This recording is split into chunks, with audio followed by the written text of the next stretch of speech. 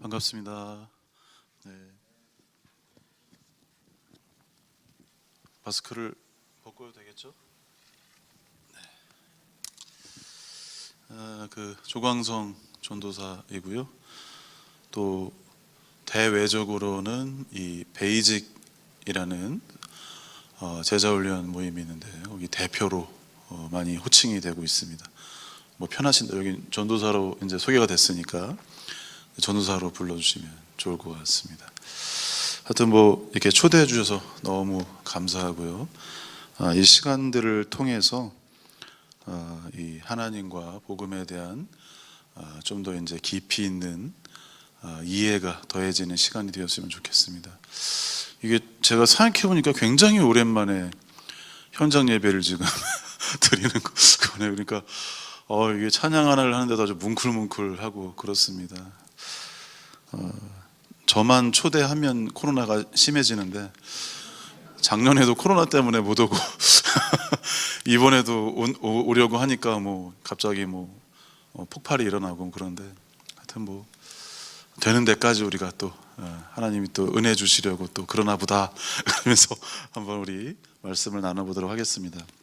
이게 강의식으로 하니까 좀 편하게 제가 질문을 여러분한테 간혹 드리기도 하고 여러분이 저한테 하시는 질문은 끝나고 이렇게 잘 준비해 놓으셨다가 뭐 3개, 4개 정도 시간이 그렇게 많지 않으면 뭐 2-3개 정도 이렇게 한번 궁금하신 부분에 대해서 질문을 받도록 하겠습니다. 오늘 내용은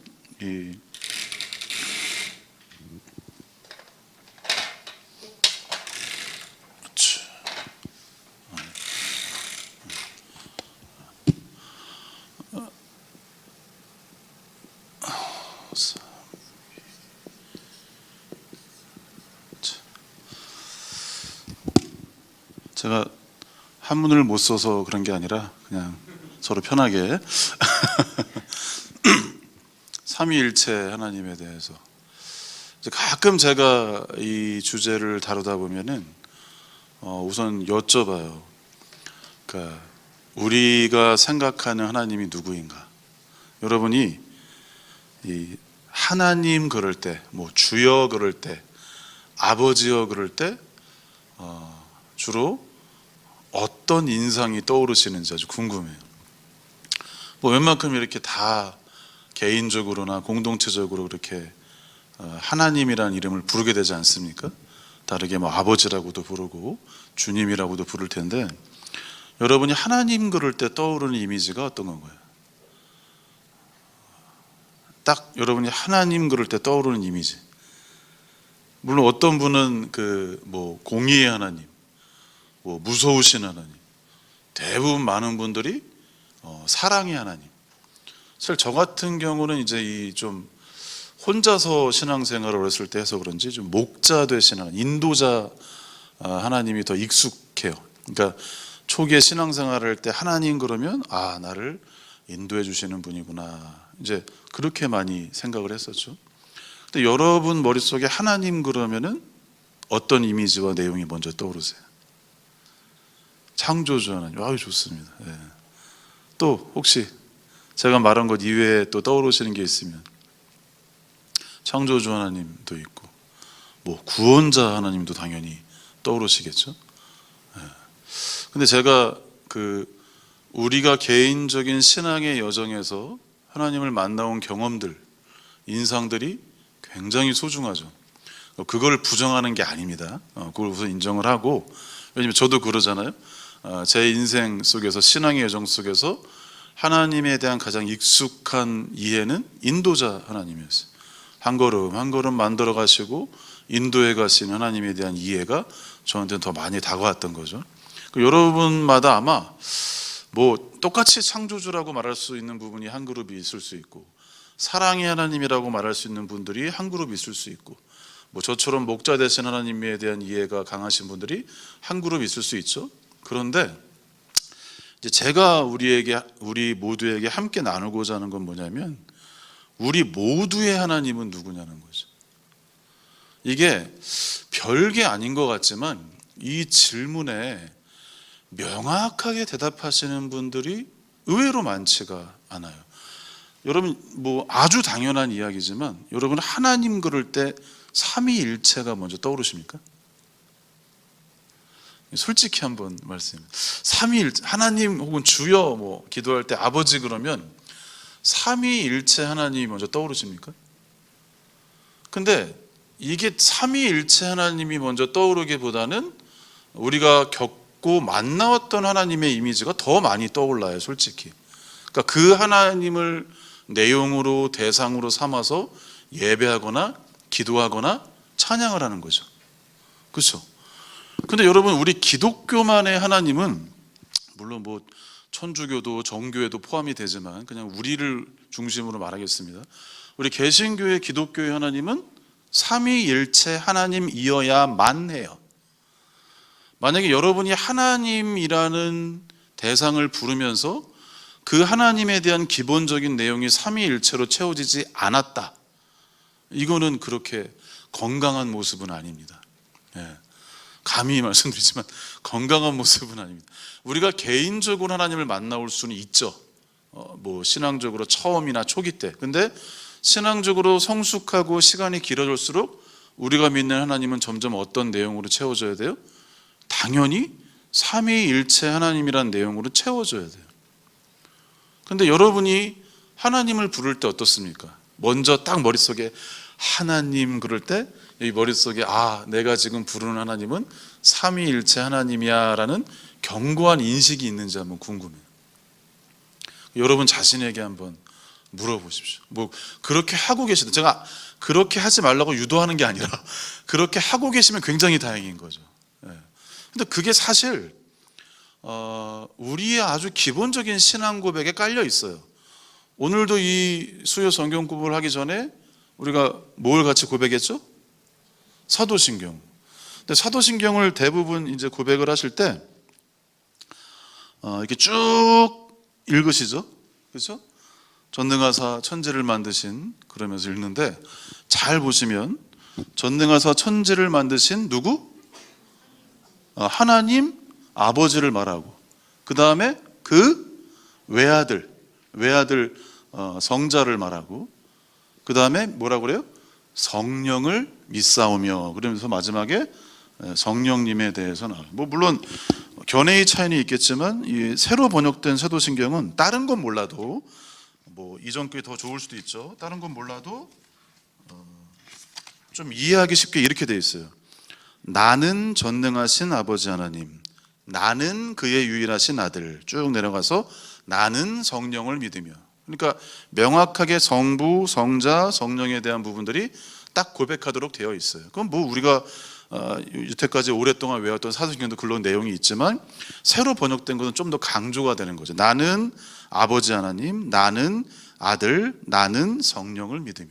그러니까 이 사도신경도 사실 그냥 직선적으로 읽을 게 아니라 입체적으로 보면은 뭘 고백하게 되어 있어요?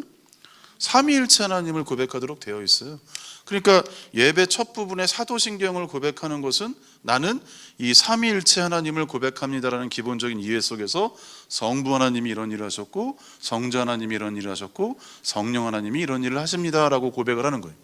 그러니까 삼위일체를 고백하면서 각 성부, 성자, 성령께서 어떤 특정한 일들을 강조되어 하시는가를 우리가 함께 고백하는 거예요. 그러니까 이 고백을 하는 사람들이 있고 성도라는 거죠. 이 하나님을 고백하고 이 성부, 성자, 성령 하나님을 고백하는 사람들이 모인 곳이 성도들의 교회이고 예배의 현장이라는 거예요. 어떻게 보면 이게 뭐와 같아요? 신분증과 같은 거예요. 신분증을 제시하는, 우리는 이 하나님과 이 성부, 성자, 성령이 하시는 일들을 믿는 성도들입니다, 신자들입니다라고 신분증을 내미는 거나 다름이 없는 거예요. 근데 여러분도 이미 알고 계시겠지만 그 의미들을 기억하고 사도신경을 고백한다면 더 의미들이 다가오겠죠. 그냥 직선적으로 쭉 읽는 게 아니라 사실 기독교 2000년 역사 동안 여기 이제 목사님들이 많으시니까 제가 편하게 얘기할 수 있는데 사도신경만 있는 게 아니에요. 제가 기억이 나는 것만 해도 니케아 신경이라는 게 있고 아타나시우스 신경이라는 게 있고 칼게톤 신경이라는 게 있어요. 그러니까 여러 신경이 있는데 사도신경이 가장 오래되었고 가장 신앙을 잘 요약해 놨기 때문에 아주 오래전부터 사도신경을 썼던 거죠. 근데 니케아, 아타네시우스, 칼케토는 조금 예수님께만 좀 더 초점을 맞췄지만 다른 신앙 고백들도 다 뭘 말하고 있어요? 성부, 성자, 성령, 삼위일체 하나님을 고백하도록 되어 있어요. 그러니까 사도신경 이외의 기독교의 신경들은 대부분 삼위일체 하나님을 고백하도록 되어 있어요. 그 중에 이제 가장 오래되고 권위 있는 고백이 사도신경인 거죠.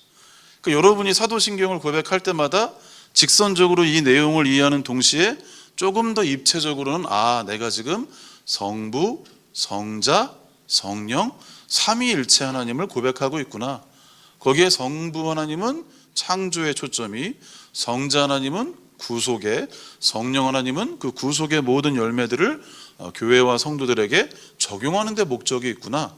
사실 이 내용에 계속 포커스를 맞춰가는 게 신앙이 돼야 돼요.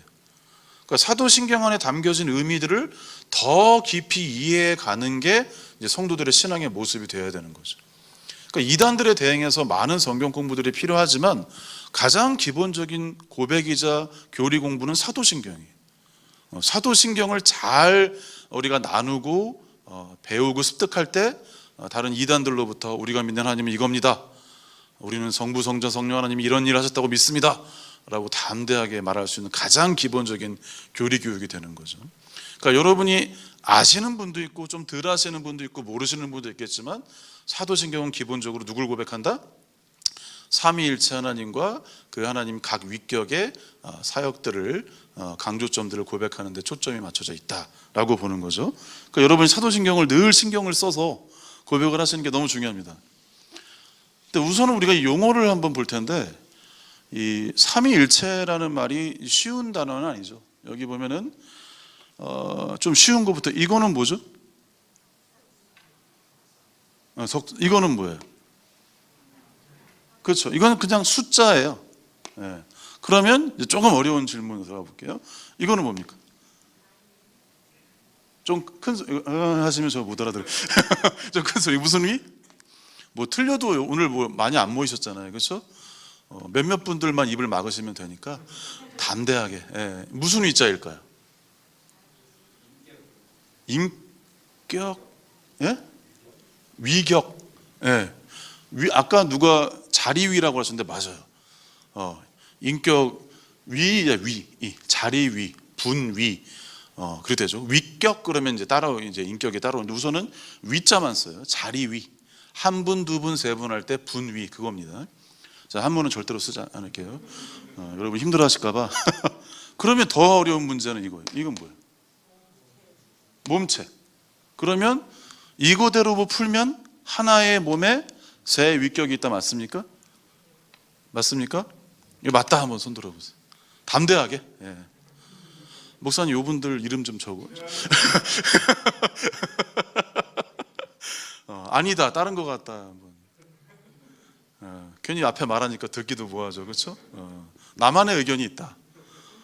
내가 기독교를 재창조했다. 이런 분들 있으면 이게 어려워요. 실제로 이 채자는 몸체예요. 근데 여러분 잘 들으세요. 이거를 몸체로 쓰면 우리 다 이단입니다. 다 이단이에요. 몸체자는 맞아요. 그 한자로는 몸체자를 쓰는데 그걸 몸으로 이해하면 다 이단이 돼요. 왜? 예배 우리 첫 시간에 목사님이 선포할 때 뭐래? 하나님은 뭐이시니? 몸이시니? 적으셔야 돼요. 몇 분이 신고해야 돼. 영이시라는 거 손 안 드셔도 돼요. 자, 하나님은 영이라 그럴 때는 몸이랑 전혀 다른 모습이에요. 그러니까 몸은 이렇게 물리적인 실체가 있잖아요. 영은 그게 있을까요? 없을까요? 없어요. 하나님은 어떤 모양이 있으신 분이 맞다 틀리다? 여기도 애매하죠. 예. 영이라는 것은 어떤 모양이 있는 게 아닙니다. 근데 여기 채자를 만약에 그냥 몸채자로 쓴다. 물론 여러분이 이단이 되려고 일부러 그러신 분은 아니겠지만 이거를 몸체로 쓰면 안 돼요. 이거를 예를 들어 이제 한 단어가 여러 용례들이 있는 것처럼 이 단어를 초월적인 대상들에게 쓸 때는 본체체 혹은 실체체. 사실 이전의 신학책들은 다 본체로 번역을 했는데 이 또 칼빈 신학계의 김석환 교수님이라고 이제 삼위일체를 굉장히 잘 가르치는데 그분은 본체라고 하면 안 된다, 실체라고 해야 된다, 이제 그렇게도 하시는데 여하튼 표현들이 솔직한 얘기로 이게 확 통일된 게 아직은 없어요. 그러니까 본체 혹은 실체로 부른다. 그러니까 몸체가 아니에요. 육체가 아닙니다. 육체로 보면 다 뭐가 되는 거예요? 하나님은 몸이 계신 분이다라고 생각하기 때문에 뭐가 돼요? 이단이 바로 이단이 되는 거예요. 아까 처음에 손들었던 분 누구시죠? 집사님 이렇게 담대하게, 그래. 교회 다니신 지 오래되셨잖아요. 네. 그러니까요. 이게 지금 이게 이제는 뭐라고 불러야 돼? 이제는 몸체라고 하면 됩니까? 안 됩니까? 안 돼요. 본체체 혹은 실체체라고 보시면 돼요. 이해되시죠? 몸이라고 하면 이제 곧장 이단되는 겁니다. 예. 그러니까 이거는 이렇게 보면은 하나의, 그리고 여기는 셋이죠. 그러니까 용어조차가 우리가 생소해요, 사실. 뻔한 단어들이에요. 자리 위자에 몸체자인데 뻔한 다리인데 이 단어들 자체도 좀 생소해요. 그러니까 이거를 좀 풀면은 하나의 신적 본체 안에, 좀 오늘 월요일만 뭔가를 외우셔야 돼요. 예, 오늘만 뭘 외우셔야 돼요. 외우지 않으면 여러분 그 자녀들에게도 수학 가르칠 때 뭐 가르칩니까? 덧셈, 뺄셈 가르치잖아요. 사치견산 가르치잖아요. 기억, 니은 가르치잖아요. 이거는 외우지 않으면 안 돼요. 자, 위자가 무슨 위자다? 자리 위. 일위, 위위 할 때 그 위예요. 분위자예요. 그러니까 사실 한자적으로만 볼 때는 여기에 한 분이라고 말하는 게 아니라 여기에다 분자를 쓰는 게 맞아요. 한 분, 두 분, 세 분. 근데 위격이라면 성부라는 한 인격, 성자라는 한 인격, 성령이라는 한 인격에서 세 위격이 계신 거죠. 예. 그러니까 무슨 말인지 이해가 되시죠? 한자적으로는 여기에 분을 쓰는 게 맞는데 여기에 분을 쓴다고 해서 막 흥분할 필요는 없어요. 어떤 분이 이거 가르쳐주면 막 가가지고 막 왜 분이라고 하냐 막 그런데 뭐 익숙한 언어를 바꾸는 게 쉬운 일은 아니잖아요. 근데 한자적으로만 보면 여기가 분이 맞아요. 한 분, 두 분 할 때 위자니까. 그러니까 하나의, 따라해봅시다. 하나의 신적 본체 안에, 한 번 더, 하나의 신적 본체 안에, 한 번 더, 하나의 신적 본체 안에 구별된 세 위격이 계시다. 구별된 세 위격이 계시다. 구별된 세 위격이 계시다. 이게 참 신기한 게 이제 붙여서 하라 그러면 분명히 틀립니다. 자, 여기서부터 시작.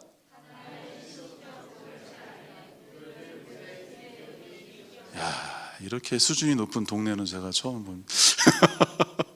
여기 뭐라 그래요? 다시 한번. 예, 신적 본체 혹은 실체라고 해도 됩니다. 네, 좀 익숙한 표현은 그냥 본체라고 하는데 실체라고도 할 수 있습니다. 하나의, 여기가 더 큰 단위로 표현이 돼요. 이 말도 뭐 좀 문제가 있을 수 있지만, 근데 왜 그러냐면은 여기를 먼저 말해버리면 하나님을 삼신론으로 오해할 수 있을까요, 없을까요? 있어요. 그렇기 때문에 하나님은 하나이셔요. 하나. 한 분이라는 말은 여기 분이라고 해서 그냥 하나님은 하나이시다 라고 말하는 게 좋습니다. 하나님은 하나이시다. 하나이신 하나님 안에 세 위격이 있다. 이렇게 말하는 게 좀 더 나아요. 이건 뭐 제 혼자 만든 표현이 아니라 이런 우리가 많이 쓰는 이제 우리 이제 보수적인 교단에서 많이 쓰는 루이스 벌코프의 표현을 보면 그렇게 얘기를 해요. 하나의 신적 본체 안에 구별된 세 위격이 계시다. 이게 기본적인 여러분의 이해가 돼야 돼요.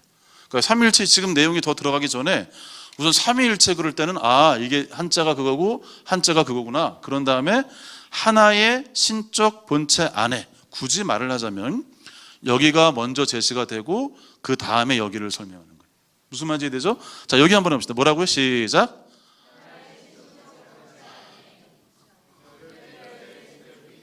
자, 혹이 적어 놓을 수 있으니까 약간 고개를 좀 드시고 한번 외운다고 생각하시고, 우리가 죄송하지만 오늘은 몇 번 좀 시킬게요. 그렇죠? 죄송하지만 왜? 너무 중요하니까 약간 하늘을 보고 커닝하지 않고, 제 입도 보지 마세요. 입 다물 겁니다. 하나의 신적 본체 안에부터 한 5번만 합니다. 시작. 한 번 더. 한 번 더.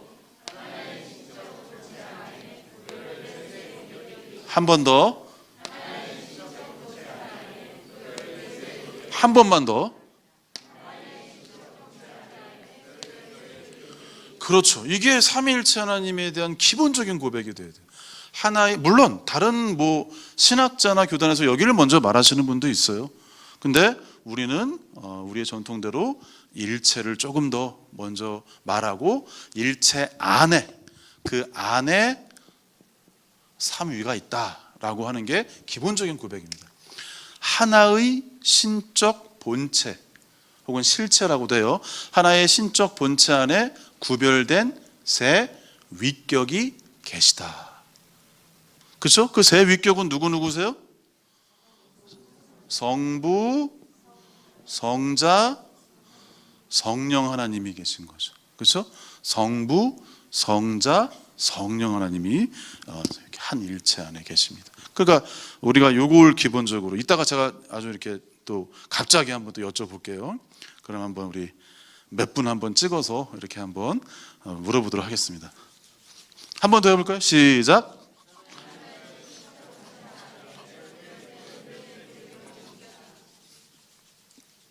지우개가 교회가 좀 많이 어려운가 봅니다.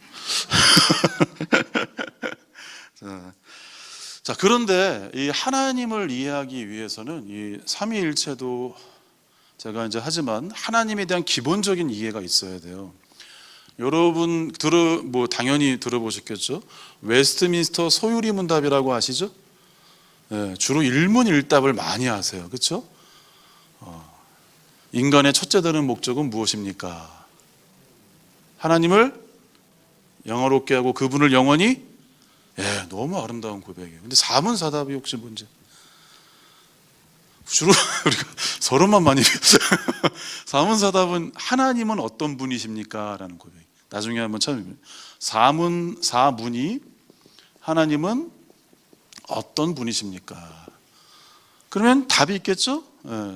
우선은 뭐라냐면 답이 뭐냐면 답이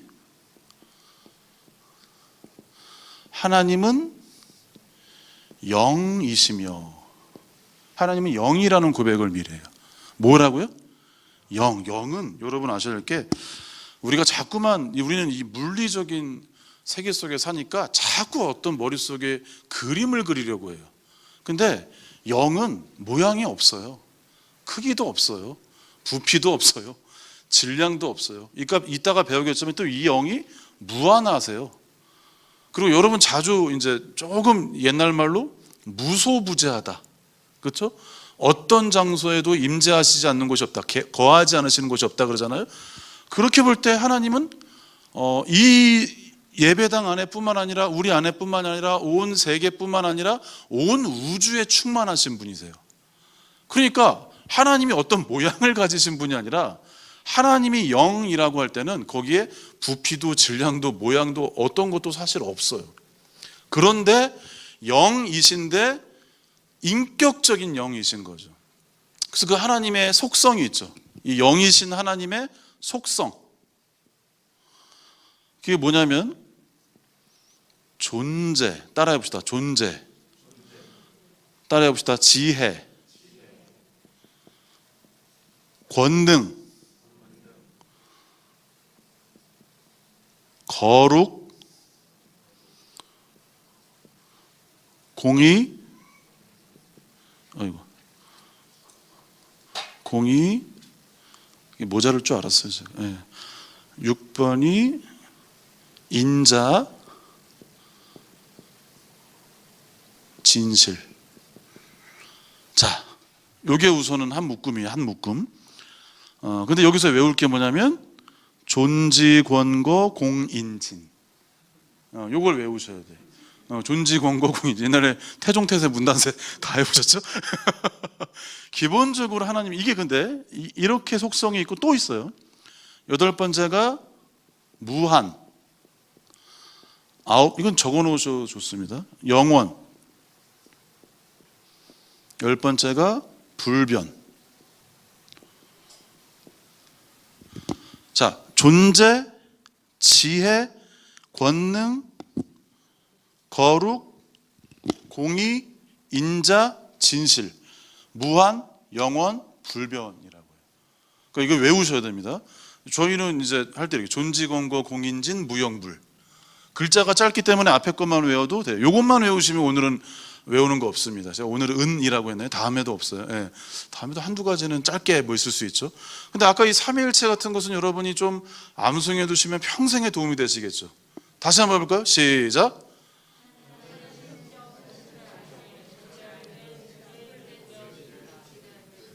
네, 조금 의심스러운 분들이 몇 분 계신데 자, 요것도 한번 해봅시다. 우선 따라합시다. 존재, 지혜, 권능, 거룩, 공의, 인자, 진실, 무한, 영원, 불변. 따라합시다. 존지, 권고, 공인진, 무영불.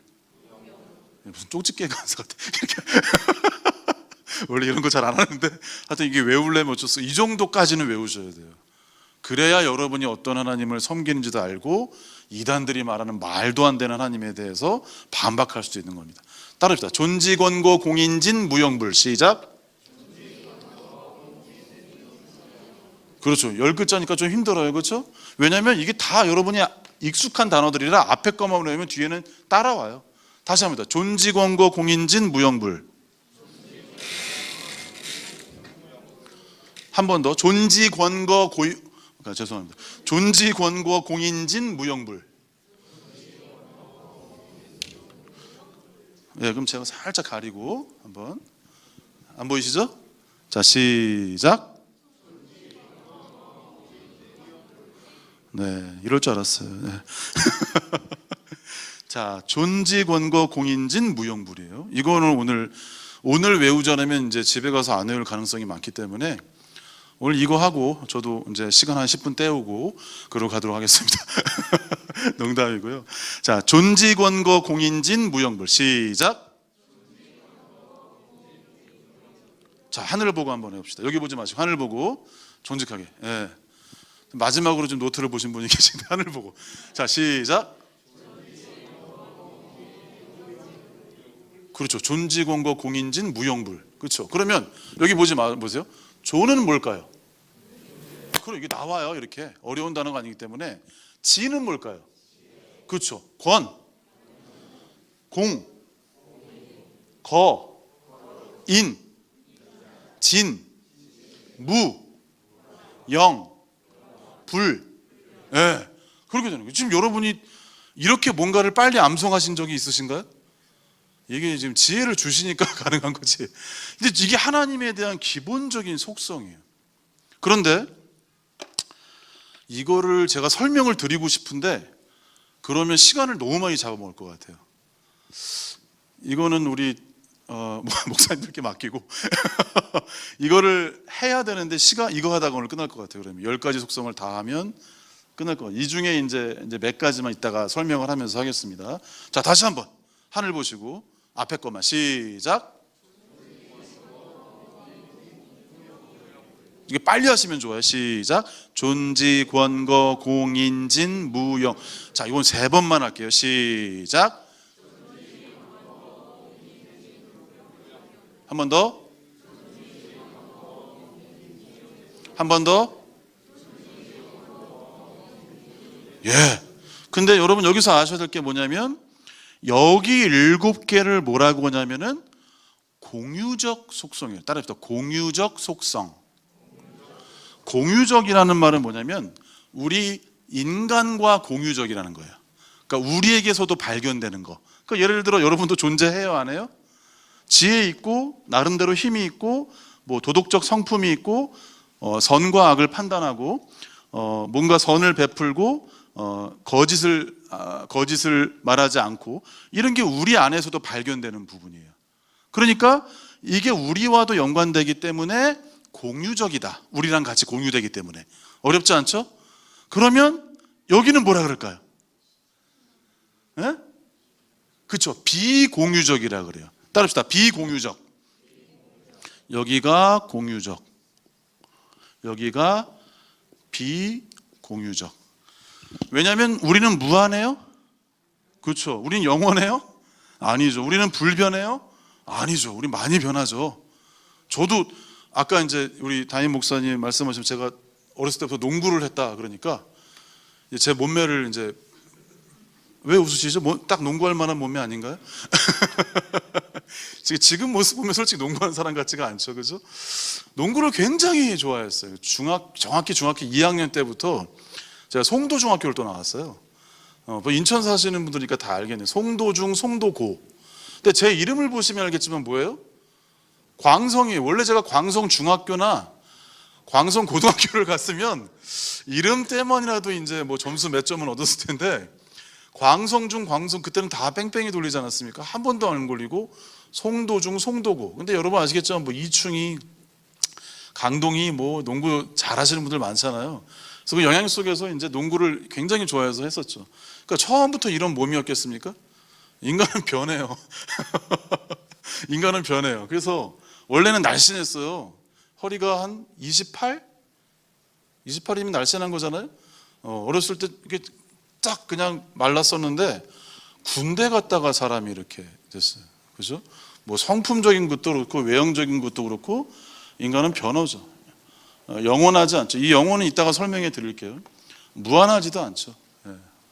무한하다는 건 말 그대로 하나님이 계시지 않은 곳이 없는 동시에 하나님이 그 세상 안에, 우주 안에 갇혀 계신 분이 아니라 또한 초월해 계신 분이기도 한다는 걸 깔고 있어요. 그러니까 여러분 보세요. 여기는 무슨 속성? 여기는 무슨 속성?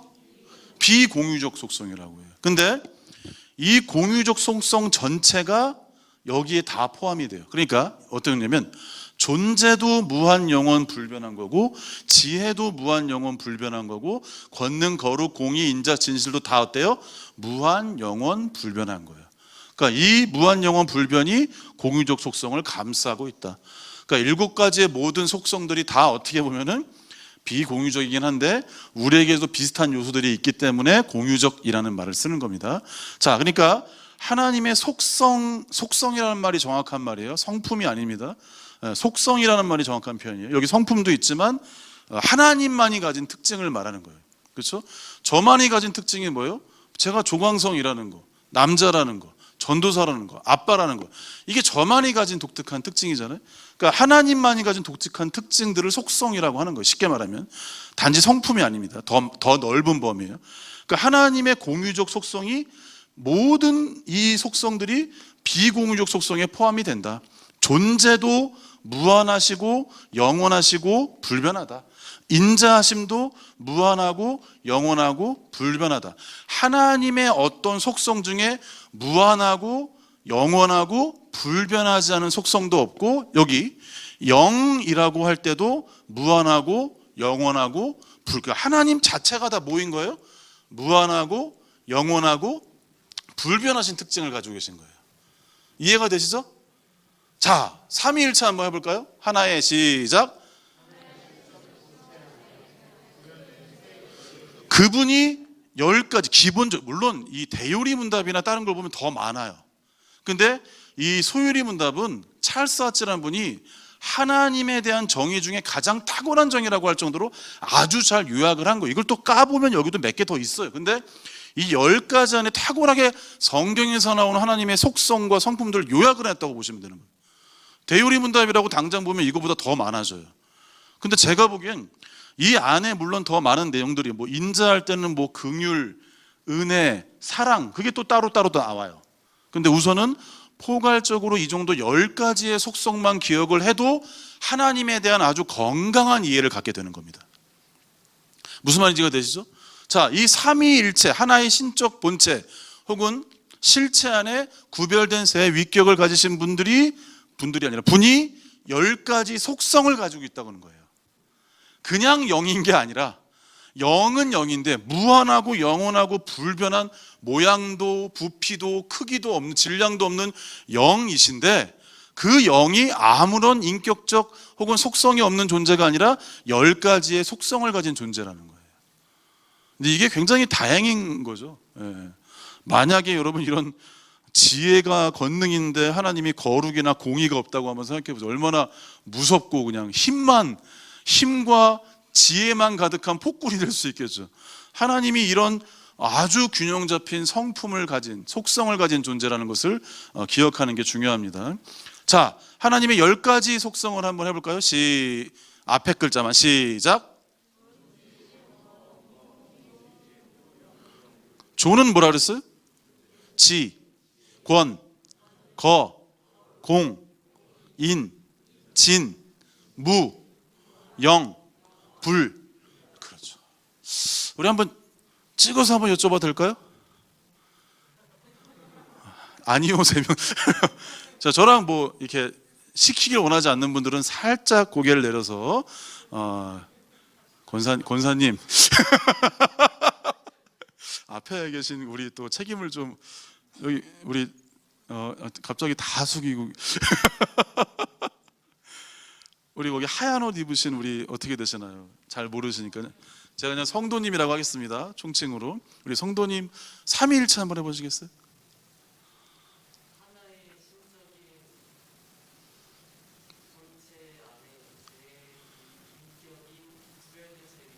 아, 그렇죠. 그 우리 옆에 계신 박수 치신 우리 성도님 한번 해볼까요? 아니 뭘 안경을 왜 쓰시? 아, 그러시구나. 예,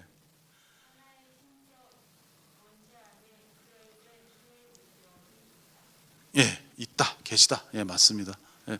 우리 지금 저를 이렇게 보신 우리 성도님 한번. 예, 예, 네, 네. 아, 못한다고요? 그럴 수 있죠. 네. 그러면 우리 다른 분이 한번 저랑 여기 요 줄에 이렇게 살짝 고개 들었다가 저랑 눈 마주치신 우리 성도님 10가지 한번 암송해 보실까요? 앞에 글자만.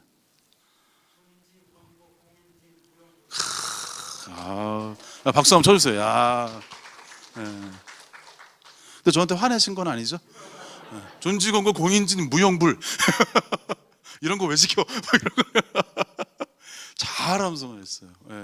적어도 여러분 우리가 덧셈 뺄셈 정도 알듯이 이 정도 하나님에 대한 이해는 있어야 돼요. 없으면 안 됩니다. 이게 맨날 여기에서 뭐 하나, 권 혹은 사랑, 지혜 이게 하나만 가지는 건 이게 하나님에 대한 온전한 이해가 될 수가 없어요. 이 죄송한 말이지만 잘못하면 하나님이 이렇게 만약에 인간의 몸이라면 팔 하나 잘라놓고 다리 하나 잘라놓고 뭐가 눈 하나 없고 귀가 없고 그렇게 돼버리는 거예요. 그러니까 우리가 신앙이 어렸을 때 하나님에 대한 어떤 특정한 속성이나 성품을 가지고 시작하는 것 같다가 뭐라 그럴 수는 없고 그건 굉장히 소중한 체험입니다. 왜? 하나님이 우리를 당신께로 이끄는 과정이니까.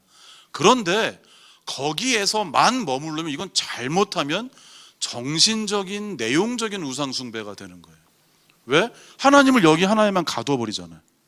하나님을 여기 하나에만 가둬버리잖아요. 그렇죠? 하나님이 이거 하나이기만 하신 분이에요? 절대로 아닙니다. 하나님의 전체성을 이해할 때 우리가 믿고 싶은 하나님만 믿는 게 아니라 하나님의 하나님 되심을 온전히 믿을 수가 있는 거예요. 그러니까 우리가 믿고 싶은 하나님은 어릴 때나 그런 거죠. 신앙이 성장하면서는 점점 하나씩 하나님에 대한 이해가 넓어져야죠. 갑자기 넓어지지 않더라도. 여러분 이제 성경을 한번 보면서 예를 들어 아브라함이 하나님을 만날 때 아브라함에게만 집중하지 마시고 하나님이 자신을 어떻게 소개하는가를 한번 보세요. 모세를 만났을 때 모세가 말을 안 들었다가 나중에 위대한 하나님의 일꾼이 되는구나 이것만 보시는 게 아니라 하나님이 자기를 어떻게 드러내는지를 한번 살펴보세요. 모세 처음 만날 때 하나님이 당신을 뭐라고 소개했습니까? 나는 아브라함 하나님, 이삭의 하나님, 야곱의 하나님이다. 언약의 하나님이라고 소개했어요. 그 다음에 여러분 출애굽을 시킬 때는 하나님이 전능하심을, 전쟁의 하나님을 들으셨어요. 그리고 여러분이 알겠지만 그 마지막 10번째 재앙을 할 때는 어떻게 했어요? 유월절 문설주에다 뭘 발랐어요? 어린 양의 피를 발랐죠. 그래서 죽음의 천사가 와서 피를 보면 넘어갔죠. 패스 오버, 넘어갔다. 그래서 유월이라고 하는 거죠. 거기서는 구원자 하나님을 보여주셨죠. 광야에서는 훈련시키시고 인도하시는 하나님을 보여주셨죠. 그러니까 우리가 그냥 너무나 쉽게 넘어서 그렇지 하나님이 자기를 어떻게 보여주시고 직접적으로 소개하시고 말씀하신 것을 보면은 이런 하나님의 속성들이 거기 안에 담겨 있다는 걸 어렵지 않게 발견. 여러분 이거는 지금 처음 외우실 수도 있지만 이게 뭐 모르는 말입니까? 아니죠. 이거 모르는 말입니까? 특히 전지, 전능, 그렇죠? 하나님이 거룩하시다, 공의로우시다, 예? 하나님이 뭔가 성과 악을 심판하신다. 이걸 모르는 게 아니에요. 하나님 인자하시다, 진실하시다, 무한하시다, 영원하시다, 불변하시다. 가만히 들으면 아는 내용인데 이게 너무 파편적으로 흩어져 있는 게 문제예요. 그러니까 우리 이미 신앙의 선배들이 이걸 다 모아놨어요. 소유리문답사. 이건 제가 다른 교단에 가서 다른 목회자를 가르칠 때도 이렇게 얘기를 해요.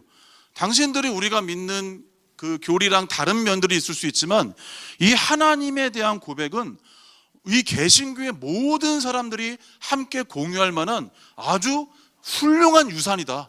당신이 하나님을 한번 고백해봐라. 그럼 분명히 여기서 몇 가지만 말하거나 한 가지만 말하거나 그래요. 이미 우리의 신앙의 선배들이 모아놓은 이 웨스트민스터 소유리문답 사문사답은 하나님에 대한 가장 탁월한 요약이다. 그렇게 소개할 때 사실 성도뿐만이 아니라 목회자들도 이런 정리가 안 되는 경우들이 굉장히 많아요. 그래서 삼위일체가 뭔지, 하나님의 속성이 뭔지 이거 지금 가르치고 있습니다. 지금 제가 월요일에도 목회자분들 뭐 강도사, 전도사, 목사 3명, 4명하고 7명 정도 하고 제자훈련을 하이델베르크를 하고 있는데 그분들에게도 물어봐도 사실 잘 모르세요. 그냥 사랑의 하나님이다, 지혜의 하나님이다, 혹은 난 무서운 공의의 하나님이다, 이런 것만 말해요. 그렇게 성도분들뿐만 아니라 우리 교회는 어떤지 잘 모릅니다. 그러니까 제가 일반적인 이해를 가지고 말씀. 목회자분들도 이런 훈련들이 안 되어 있을 경우들이 굉장히 많아요. 하나님이 누구냐 그럴 때 하나님은 능력의 하나님이야. 자, 한쪽 면에서 맞아야 틀려요. 맞는데 하나님께서 능력의 하나님이기만 하십니까? 당연히 그건 아니죠. 혹은 우리가 자주 쓰는 게 하나님은 사랑의 하나님이야. 맞습니까? 틀립니까? 맞긴 맞죠. 근데 사랑의 하나님이기만 하십니까? 그렇다면 공의가 없죠. 공의를 통해서 자기 아들을 십자가에서 그렇게 처절하게 죽이실 필요가 없겠죠. 그렇죠. 하나님은 어떤 한 성품 안에 갇혀 계신 분이 아니에요. 하나님의 전체성을 이해할 때 하나님에 대한 바른 그림이 여러분 마음속에, 신앙 속에 제시가 되는 겁니다. 그래서 저도 그렇고 훈련받는 우리 형제들한테도 그렇고 일부러 앞에 붙이라 그래요. 성부, 성자, 성령, 삼위일체 우리 하나님. 그러니까 기도할 때 일부러 삼위일체 나의 하나님, 삼위일체 우리 하나님 그렇게 고백을 하는 거예요. 왜? 하나님의 어떤 한 부분을 만난 것도 소중하지만 하나님이 어떤 분인지를 기도하면서 나에게 말해주는 거예요. 나에게. 왜? 나도 잘 잊어버리니까. 주여라는 말 할 수 있고 아버지라는 말 할 수 있고 하나님이라는 말 할 수 있죠. 근데 내가 믿는 하나님이 누구인지를 먼저 나에게 말하는 거예요. 예수님도 그렇게 가르쳐 주셨어요. 잘 보면 하늘에 계신 우리 아버지, 그 다음에 뭐라 그래요? 이름이 거룩히 여김을 받으시며. 그러니까 하나님의 이름이 거룩히 여김을 받으시며 라고 말씀하시는 거예요. 그러니까 주기도문 속에서도 먼저 주기도문이 잘 보시면 하늘에 계신 우리 아버지에서 아버지 기도가 1, 2, 3 돼 있고 뒤에 우리 기도가 1, 2, 3 돼 있어요. 하늘에 계신 우리 아버지 이름이 거룩히 여김을 받으시며 나라가 임하시오며 뜻이 하늘에서 이루어진 것 같이 땅에서도 이루어지이다. 여기 우리에게 첫 번째 일용할 양식, 죄 용서, 시험에 들지 않게 해달라고 3, 구조로 돼 있어요. 이게 누가복음의 주기도문은 좀 틀려요. 누가복음은 이 아버지 기도에 뜻이가 없어요. 그러니까 뜻이 이루어진다는 기도가 없는 걸 보면 주님의 나라가 임한다는 것이 이 내용이 포괄되어 있다는 얘기도 돼요. 하나님 나라가 임하시기를 구하는 기도가 이 주기도문의 핵심적인 내용이라는 거죠. 앞부분은 사실 연결이 되어 있어요. 하늘에 계신 우리 아버지, 이게 기도의 대상이에요. 아버지가. 그 다음에 이름이 거룩히 여김을 받으시오며 라고 하잖아요. 그러면 아버지 이름이 거룩히 여김을 받으시기 위해서 어떤 일이 일어나야 되냐? 나라가 임해야 되는 거예요. 나라가 임할 때 어떤 일이 일어나냐? 그럼 여기서 뜻은 뭐냐? 하나님의 이름이 거룩히 여김을 받는 거예요. 뜻이 하늘에서는 죄가 없고 사단이 없기 때문에 이미 이루어졌잖아요. 이루어진 것처럼 어디에서도 땅에서도 이루어지길 원합니다 라고 기도하는 거예요. 이 밑에 우리 기도 세 개는 이것을 이루기 위한 수식하는 내용들이라고 보면 돼요. 이런 부분들이 이런 부분들에 우리가 뭐라 그럴까요? 이렇게 준비가 될 때 주님의 나라를, 주님의 이름을 온전히 드러내는 도구가 되는 거죠.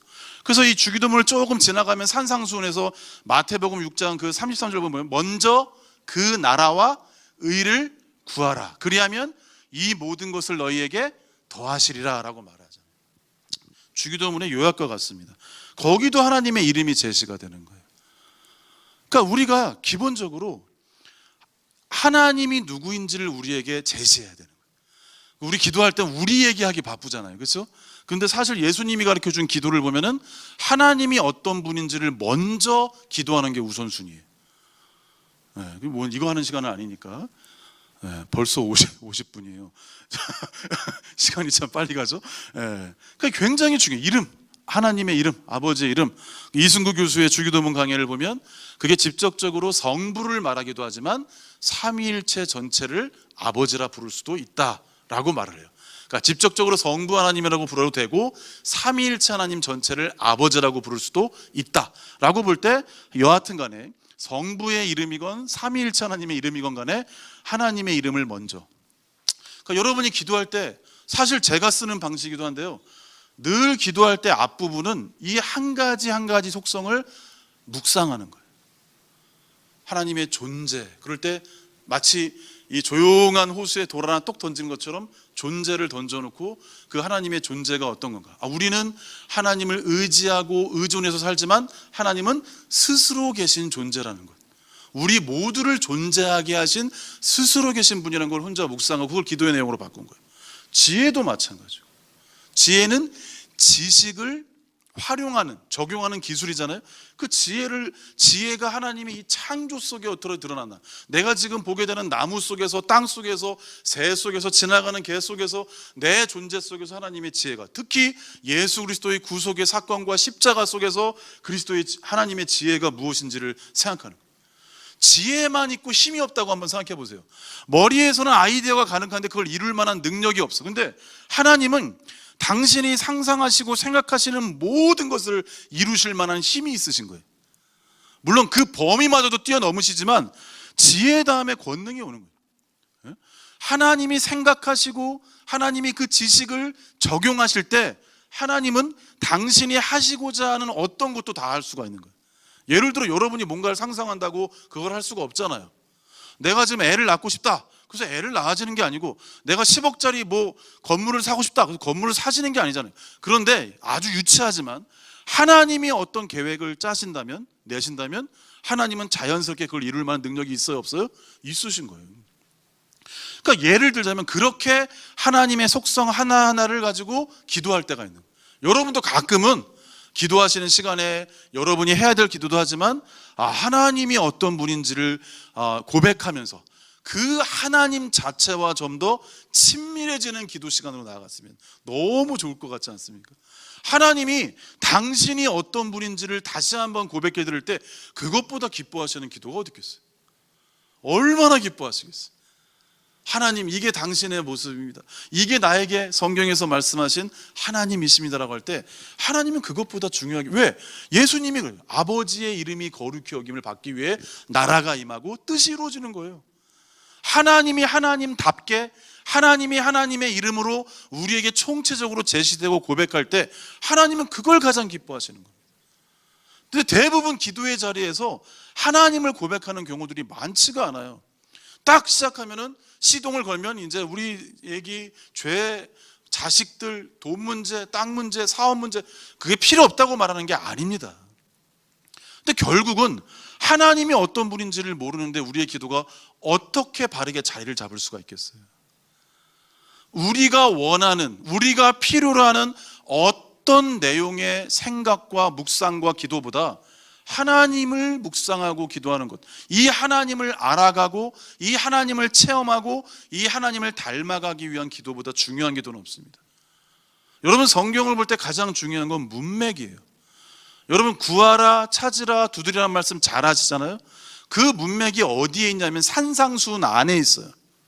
아무거나 구하고 찾고 두드리라고 말씀하신 게 아니라 산상수훈 앞부분에서 예수님이 말씀하셨던 내용을 구하고 찾고 두드리라는 거예요. 거기에 대표적으로 뭐가 있습니까? 팔복이 있어요. 기독교인들은 세상의 복을 똑같이 복이라고 생각하는 사람이 아니라 심령이 가난한 자는 복이 있나니, 애통하는 자는 복이 있나니, 온유한 자는 복이 있나냐고 할 때 예수님이 복이라고 한 것을 우리의 복으로 여기는 사람들이에요. 아멘. 예수님이 복이라고 한 것보다 진정한 복이 있겠습니까? 그 예수님이 복이라는 것을 얻기 위해 구하고 찾고 두드리는 사람들이 누구예요? 성도들이에요. 그 구하고 찾고 두드려 밑에 악한 자라도 자식에게 좋은 거 줄 줄 알거든 하물며 하늘에 계신 천부께서 너희에게 좋은 것 주시지 않겠느냐. 이게 누가복음 가면 그 좋은 것이 성령을 주시지 않겠느냐로 되어 있어요. 그러면 이게 뭐가 돼요? 산상수훈을 앞에서 하나님의 백성들이 어떻게 살아야 되고 어떻게 하나님을 추구하며 살아야 되는가를 말한 다음에 그걸 구하고 찾고 두드려요. 누구를? 성령님을 구하고 찾고 두드리는 거예요. 왜? 하나님이 보시기에 가장 중요하고 가장 소중한 선물은 하나님 자신밖에 더 있겠어요? 가장 좋은 것 주시는 거예요. 누굴 주시는 거예요? 성령님을 주시는 거예요. 그 성령님을 주셔서 하나님의 이름을 추구하고 하나님의 이름을 선포하고 그 하나님을 체험하는 자리로 우리를 인도하시는 거예요. 그게 앞의 맥락을 떠나서 그냥 도깨비 방망이처럼 램프의 지니처럼 아무거나 구하고 찾고 두드리라는 게 아닙니다.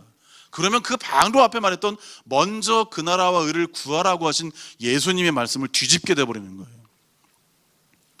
근데 그 안에 주기도문이 산상수훈이 있는 겁니다. 그러니까 여러분이 이 하나님, 우리의 신앙의 목적은 점점점 뭐가 돼야 돼요? 하나님 자신이 돼야 돼요. 요한복음 17장 3절에 뭐라 그럽니까? 영생은 곧 유일하신 참 하나님과 그의 보내신 자 예수를 어떻게 하는 것이다? 아는 것이다. 하나님의 아들을 아는 것이다. 그 아는 것이라는 단어가 아마도 제가 약간 헷갈릴 때 기노스코신이라는 단어를 쓸 거예요. 이게 뭐냐면 부부간에 동침을 할 때도 이 단어를 써요. 이 알면 뭐냐면 성적인 의미를 말하는 게 아니라 인격적이고 참여적인 알을 말하는 거예요. 영생을 얻는 방법은 요한복음 3장 16절에 나와 있어요. 하나님이 세상을 이처럼 사랑하사 독생자를 주셨으니 이는 저를 믿는 자마다 뭐하지 않고 멸망치 않고 뭐 얻게 돼요?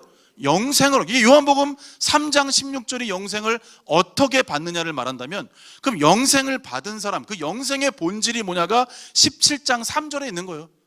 그의 보내신 자 예수를, 하나님의 아들을 아는 삶, 그분과 동행하고 교제하는 삶, 그분의 충만함으로 가득해지는 삶을 사는 것이 성도들의 본질이라고 말합니다. 이 하나님을 알아가심으로써 예수님이 말씀하신 그 영생의 본질에 조금 더 다가서는 여러분이 되기를 간절히 권면합니다. 너무나 중요한 문제, 너무나 중요해요. 그러니까 여러분이 이런 기본적인 하나님에 대한 속성을 이해하시는 게 너무 중요해요. 막 설레임으로 이제 이게 남의 하나님이 아니라 이게 내가 믿는 하나님이었어? 나는 요 한 부분에만 초점이 맞춰졌는데 내가 믿는 하나님이 이런 전체적인 속성을 가진 분이었어? 라고 놀라워하면서 그 하나님의 존재와 임재 앞에 다가서는 여러분이 되어야 됩니다. 그것이 여러분이 얻고자 하는 그 어떤 것보다 가장 소중하고 값지고 아름답고 충만한 체험으로 여러분을 이끄실 겁니다. 이게 굉장히 중요한 겁니다. 그게 본질이에요.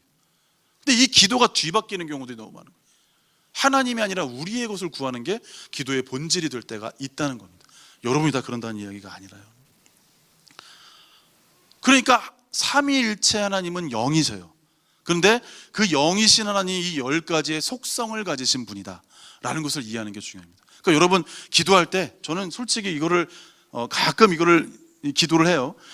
기도를 하고 이전에는 계속 하기도 했는데 여러분도 한 번쯤은 존재, 뭐 하루에 한 번씩 다 하기 부담스럽다면 존재, 지혜, 뭐 하나씩 두 개씩 하나님을 알아가는 그 하나님을 추구하는 기도가 여러분 삶 속에 더욱더 확장됐으면 좋겠습니다. 그거와 동시에 이거 하나만 오늘 합시다.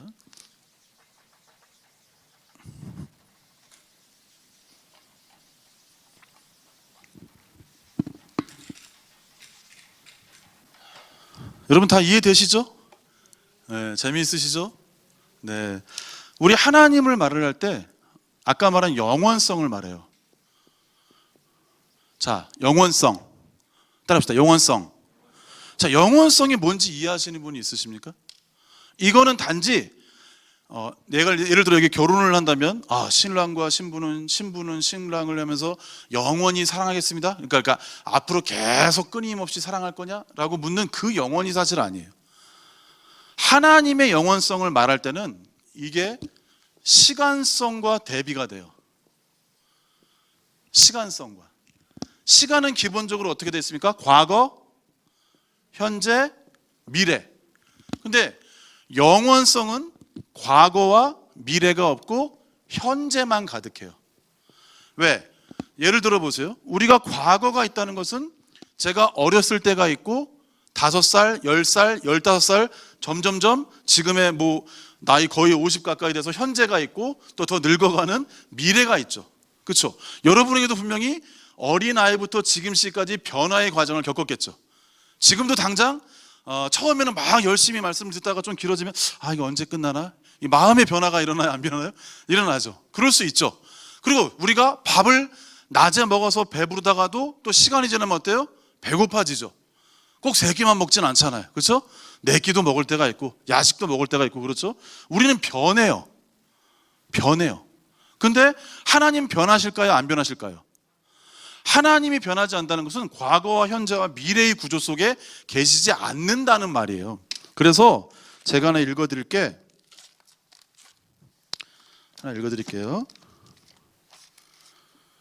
자, 웨인 그루뎀이라는 신학자가 쓴 말인데 잘 들어보세요.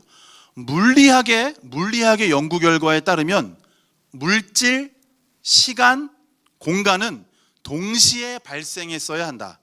만약 물질이 없었다면 시간도 공간도 존재할 수 없다. 그러니까 물질, 시간, 공간은 동시에 발생했다는 거예요. 따라서 하나님께서 우주를 만드시기 전, 그러니까 세상을 만드시기 전에는 적어도 순간의 연속, 계속 이제 시간이 똑딱똑딱 흘러가는 거죠. 순간의 연속이라는 의미에서의 시간은 존재하지 않았다. 그러므로 하나님께서 우주를 만드실 때 시간도 만드신 것이다. 그러니까 물질, 시간, 공간은 창조의 영역이에요. 지금 우리가 살아가는 세상 지금도 물질과 시간과 공간의 영향을 받잖아요. 그러면 이 세상을 창조하시기 전에 하나님이 물질과 시간과 공간의 제약을 받으실까요? 왜? 그게 그때는 있었어요? 없었어요? 없었어요. 하나님만 계시던 세계를 뭐라 그래요? 영원성이라 그런 거예요. 물론 시간 안에서 길게 이어지는 영원성도 있는데 하나님의 영원성을 말할 때는 어때요? 이 과거와 현재와 미래 전체 이 시간의 과정을 통해서 하나님이 뭔가 모르기도 하고 알아가기도 하고 배우기도 하고 잊어버리기도 하고 배고프기도 하고 이런 변화의 과정이 없다는 거예요. 그래서 아까 하나님의 10가지 속성을 말할 때 뭐라고도 하냐면 속성이라는 말을 쓰기도 하지만 완전성이라는 단어를 쓰기도 해요. 그러니까 하나님은 이미 뭔가를 더 배워가고 채워갈 게 있다 없다? 없으신 분이에요. 그거는 시간 안에 있는 우리의 모습이에요. 하나님의 10가지 속성은 예를 들어 어떤 건 30%라 더욱더 채워가야 되고 어떤 건 능력이 부족해서 충전을 받아야 되는 게 아니라 다 100 아니 100이란 말도 부족해요. 무한으로 이루어져 있다는 이야기예요. 그러니까 우리처럼 변화의 과정 속에서 지금도 제 이야기를 들으면서 알고 계신 내용도 있지만 모르고 있는 내용을 배워가듯이 하나님에게는 그러한 과정이 있다 없다? 없으시네요. 심지어 시간의 개념도 이렇게 보시면 돼요. 우리는 제가 육성으로 하겠습니다. 우리는 여기에 과거 그리고 시간이 지나야 현재 그리고 시간이 지나야 미래를 만나잖아요. 하나님은 과거와 현재와 미래가 아니라 시간을 한꺼번에 보시는 거예요. 그러니까 하나님께는 시간이 누워 있는 거야. 그러니까 어떻게 보면 우리는 여기를 지나서 여기를 만나야 현재를 만나고 현재를 지나서 미래를 가야 미래를 만나지만 하나님은 과거와 현재와 미래가 우리처럼 시간의 연속으로 보이는 게 아니라 한꺼번에 보이신다는 거예요.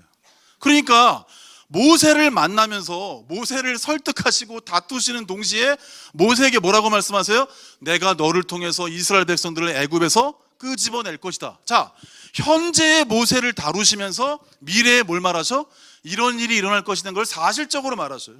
예수님도 보세요. 자, 내가 여기 와서 구속의 사역을 마칠 텐데 미래에 구름을 타고 와서 이 모든 하나님 나라의 일들을 완성할 것이라고 말해요, 안 말해요? 그 요한계시록에 나왔잖아요. 어떻게 그렇게 자세하게 미래에 할 일들을 기록하게 하시냐는 거예요.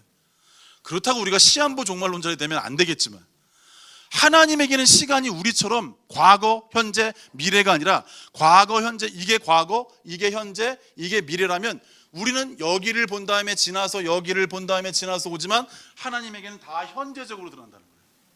아멘. 그게 영원성이에요.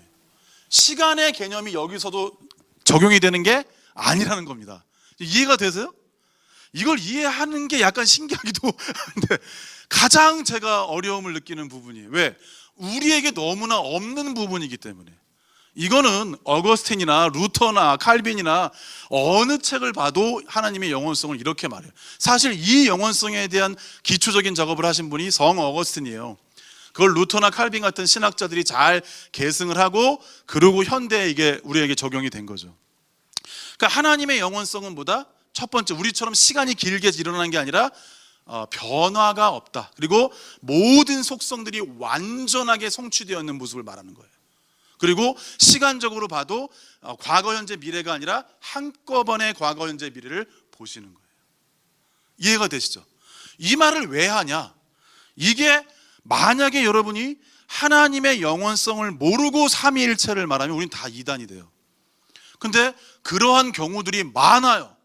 그러니까 이단들이 만약에 치고 들어와도 뭐가 뭔지 구별할 수가 없어요. 근데 지금 하나님의 독특한 세계인 영원성을 이해하지 못하면 하나님을 이해할 수가 없습니다. 자, 왜냐하면 여러분이 좀 생소한 부분을 말할 텐데 목사님들이 많으시니까 나중에 다 검증을 받으시면 돼요. 성부, 성자, 성령, 여기 이제 하나님, 이게 일체고 위격이라고 하면 성자를 말할 때는 성부로부터 성자가 나아지셨다, 나으심. 성령을 말할 때는 나오심이라고 해요. 그러니까 여기는 한자로 출생, 우리 아이가 태어나듯이 여기는 출래, 여러 가지 발출, 발생, 발출, 출생, 출래, 나으심, 나오심이라는 말을 써요. 그러니까 성자가 아들인 이유는 성부로부터 나아지셨다라고 말을 해요. 처음 들으실 수도 있어요. 근데 이거는 정통교회의 개념입니다. 잘 안 달아서 그렇죠. 성부가 성자를 어떻게 했다? 낳으셨다. 근데 성령을 말할 때는 성부와 성자로부터 성령이 나오셨다. 자, 여기는 성부 하나님만 낳으신 건데 성령님을 말할 때는 성부와 성자로부터 나오셨다고 말을 해요. 이게 우리 서방교회의 기본적인 고백이에요. 동방교회는 그냥 성부로부터만 성령이 나오셨다고 말을 해요. 근데 잘 보세요. 여기 분명히 나으심과 나오심, 요것만 하고 오늘은 마치겠습니다. 우리 남 목사님이 긴장하시기 때문에 오래 못해요. 길면 안 돼요. 자, 나으심과 나오심이란 말을 쓸 때 이게 우리의 이야기와 비슷해요, 안 비슷해요? 우리가 아이를 낳을 때도 뭐라고 말해요? 출생이라고 말해요. 그렇죠? 나으심이라고 말해요. 그 표현이에요. 그렇다고 성부께서 10달이 지나서 성자를 쑥 낳았다, 이런 게 아닌 거예요. 우리가 이해할 수 있는 언어로 이렇게 제시가 된 겁니다. 그걸 생각하셔야 돼요. 근데 이걸 만약에 생각해 보세요. 하나님은 태어나신 적이 있을까요, 없을까요? 있을까요, 없을까요? 자, 아까 여러분이 삼위일체를 봤는데 그럼 이렇게 봅시다. 하나의 신적 본체, 넓게는 이렇게 되죠. 신적 본체 안에 성부, 성자, 성령이 계시는데 성부는 성자일까요, 아닐까요? 성자는 성령일까요, 아닐까요? 성령은 성부일까요, 아닐까요? 일까요? 여기서 저 퇴근할게요. 이걸 아셔야 돼요. 구별된이라는 말이 이렇게 적용이 돼야 돼. 여러분 이제 외우기만 했으니까 그게 무슨 말인지 잘 모르는데 성부는 성자가 아니에요. 구별된. 성부는 성부예요. 성자는 성자예요. 성령, 이걸 구별됨을 없애버리면은 이게 양태론이라는 이단이 돼요. 내가 아빠인데 집에서는 아빠, 여기서는 전도사님, 친구들에게는 광성이. 그거는 일체를 말하는 거예요. 근데 하나님의 삼위를 말할 때는 성부, 성자, 성령 구별된. 그러면 성부는 하나님일까요, 아닐까요? 성자는 하나님일까요, 아닐까요? 성령은 하나님일까요, 아닐까요? 다 뭐가 뭐예요 지금. 그러신 것 같아요. 자, 이게 아셔야 돼요. 여기 아까 10가지 속성이 여기, 자, 잘 들으세요. 여기부터 10가지 속성이 여기 있는 거예요. 존지권과 공인진 무형불. 성부도 완전한 신적 속성 10가지 속성을 가지시는 거예요. 성자도 완전한 하나님이신 거예요. 성자는 90%, 80%가 아니에요. 성령도 완전한 하나님인 거예요.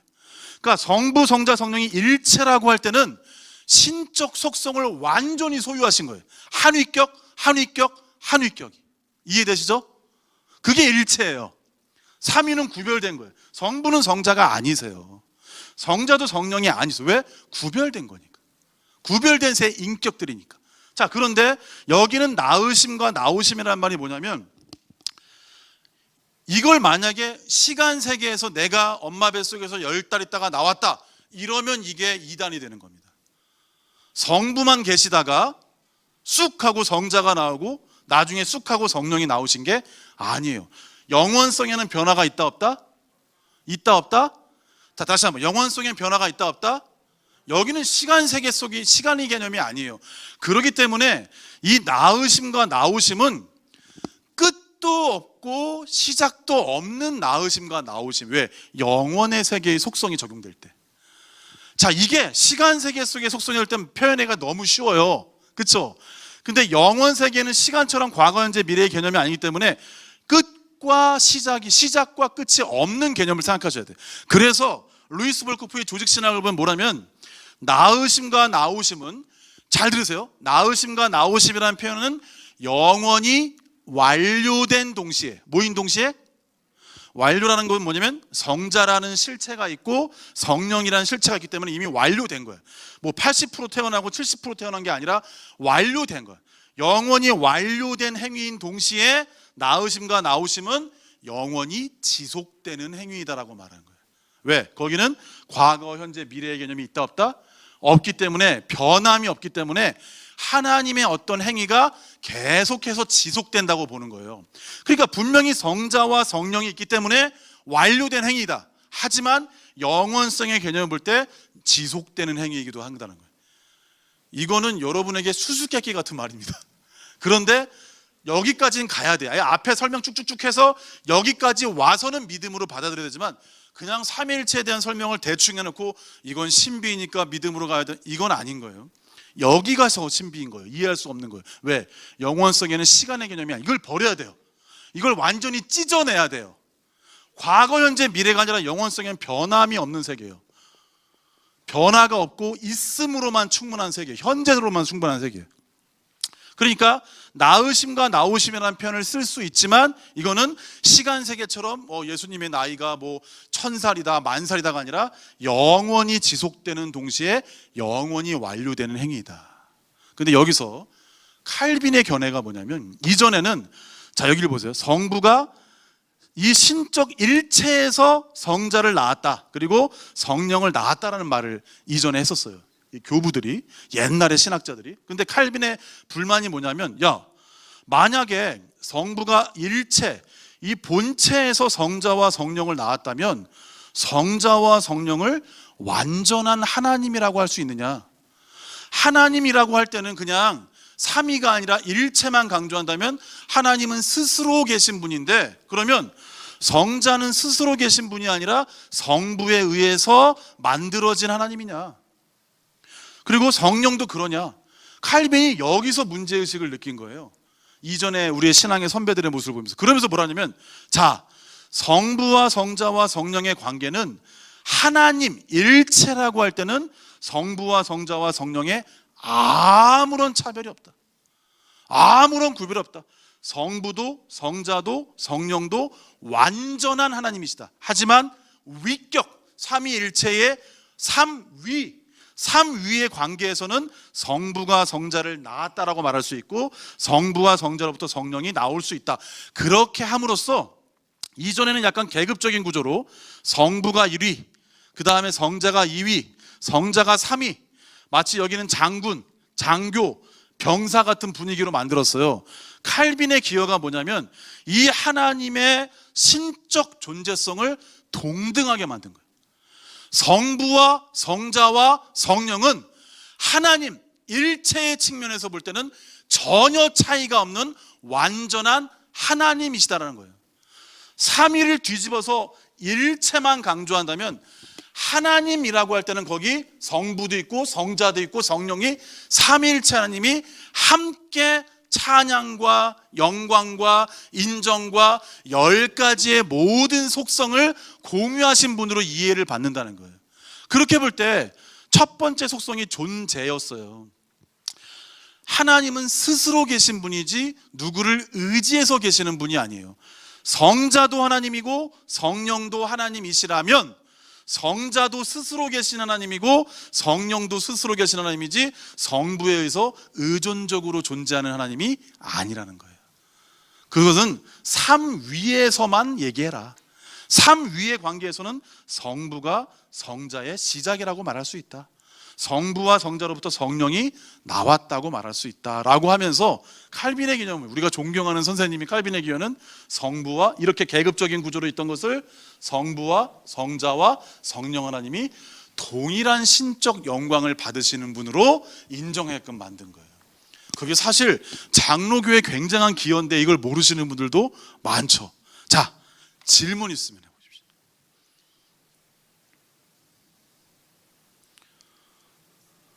도대체 뭔 소리냐?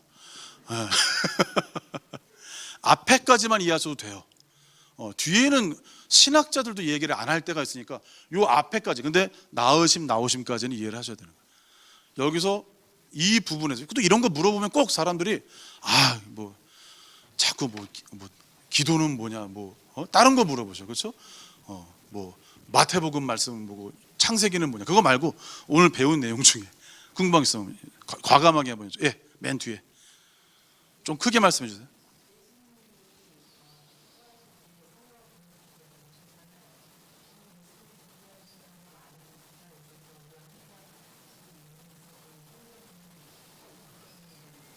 좀 크게 말씀해 주셔야 됩니다.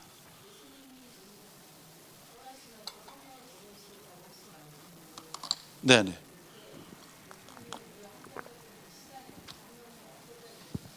아니요, 그렇지 않습니다. 그거는 세 번째 시간에 말씀을 드리겠습니다. 세 번째 시간에 꼭 오셔야 들을 수 있습니다. 이렇게 간단하게 말씀드리면, 이제 하나님의 구원 계획이 이렇게 계속 진행이 돼서 나중에 예수님이 오시고 죽으시고 부활하시고 승천하시잖아요. 그러니까 이 과정 속에서 성령이 등장하시고 나타나시는 강도가 점점 강해진다고 보시면 돼요. 그러니까 예수님의 실체가 드러날수록. 그러니까 마지막 때 오시는 오순절의 성령님은 예수님이 모든 사역을 마치시고 보내시는 성령이에요. 그럼 그 전에 성령이 없었냐? 그렇진 않고요. 마지막에 오순절에 오신 성령님은 예수님이 모든 사역을 마친 다음에 오신 성령님이라 가장 크고 능력 있게 오신 거예요. 간단하게 말하면 그렇습니다. 예, 또 질문 있으면 해보시죠. 좋은 질문 하셨어요. 근데 시간이 많이 걸려서 제가 간단하게 말씀드린 겁니다. 한 분만 더 받을까요? 이전부터 궁금하셨던 거 있으면 물어보시고, 오늘 이해 안 되시는 거 있으면 물어보셔도 좋습니다. 네. 속성. 예.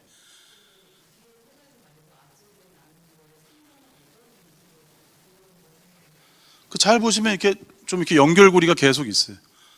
존재를 가지신 분이 지혜가 있고 그 지혜를 쓸 수 있는 권능이 있고, 그분이 단지 이런 힘만 가지신 분이 아니라 도덕적 속성인 거룩성이 있고, 그러니까 그렇게 좀 연결된다고 보시면, 거룩성이 있으니까 거룩성에 반대되는 것을 죄를 반대하는 공의가 있고, 공의만 있으신 분이 아니라 또 인자하심이 있기 때문에 자기 아들을 통해서 이렇게 대신 우리를 대신 심판받게 하시고, 그런 연결고리가 좀 형성돼서 제시된다라고 보시면 좋을 것 같습니다.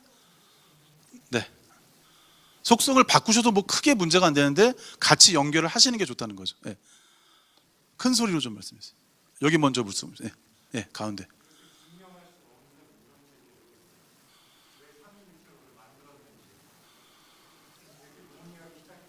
네. 아주 좋은 질문을 하셨어요. 구약에서부터 신약까지 만약에 하나님이 유대교가 믿는 하나님처럼 제시됐다면 그렇게 믿어야겠죠. 이슬람이 믿는 하나님으로 제시되면 그렇게 알라를 믿어야겠죠. 근데 이거는 만약에 시간이 걸리긴 하겠지만 우리 성도님이 만약에 지금부터 성경을 연구해서 10년, 20년, 30년, 100년이 지나면 자연스럽게 수렴이 되는 지점이 여기라는 거예요. 왜? 성경에서 하나님을 그렇게 자기를 소개하셨기 때문에. 그러니까 이해하기 어렵지만 이 하나하나가 우리가 스스로 만든 내용이라면 이렇게 말할 필요가 없어요. 간단하게 말하면 되죠. 영혼성 얼마나 힘듭니까? 근데 성경에서 하나님이 자기를 소개한 대로 끄집어낼 때 그 하나하나가 모여서 이러한 교리를 형성하게 된다는 겁니다. 네, 우리 앞에 계셨던 분 누구? 손 들어서. 네. 하나님을 왜 나눠 놓으셨냐고요?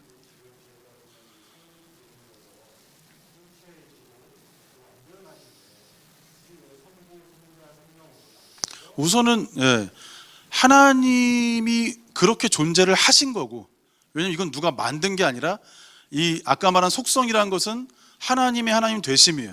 하나님의 존재 방식인 삼위일체도 그렇고, 이건 하나님의 선택적인 측면이 아니라 그냥 하나님이 그렇게 존재하는 거예요. 예를 들어 우리가 태어날 때 이렇게 인간의 모습으로 태어나잖아요. 여기 만약에 개가 태어났다면 개의 모습으로 태어나고, 양이라면 양의 모습으로 태어나겠죠.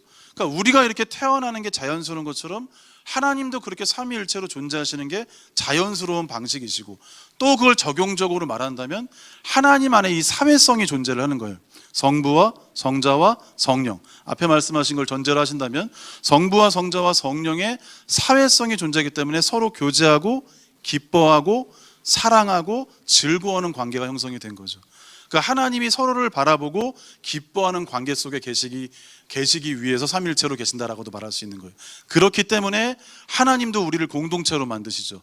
남자만 만드신 게 아니라 여자를 만드시고, 여자만 만드신 게 아니라 또 자식을 낳게 하심으로써 사회를 만들고 공동체를 만들고, 하나님이 너희를 사랑한다 그럴 때 하나님이 사랑이 뭔지를 삼위의 관계 속에서 이미 경험하셨기 때문에 우리에게 사랑을 베푸시고 사랑을 하라고 명령을 할 수가 있는 거죠. 그런 두 가지 측면을 우선 말씀드리고 싶습니다. 네, 또 더 모호한 것이 있으면,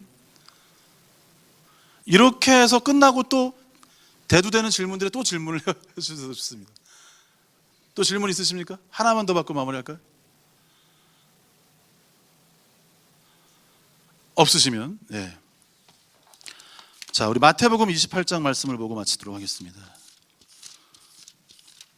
첫 시간은 이게 내용이 많아서 조금 길어지는데 다음부터는 간단하게 더 하도록 하겠습니다. 마태복음 28장 18절부터 20절 말씀 한번 읽습니다.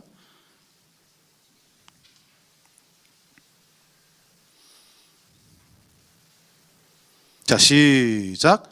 예수께서 나와 말씀하여 이르시되 하늘과 땅의 모든 권세를 내게 주셨으니 그러므로 너희는 가서 모든 민족을 제자로 삼아 아버지와 아들과 성령의 이름으로 세례를 베풀고 내가 너희에게 분부한 모든 것을 가르쳐 지키게 하라. 볼지어다 내가 세상 끝날까지 너희와 항상 함께 있으리라 하시니라. 여기 보면 19절에 너희는 가서 모든 민족을 제자로 삼아, 아버지와 그 옆에 누가 있어요? 아들과 그 옆에 누가 있어요?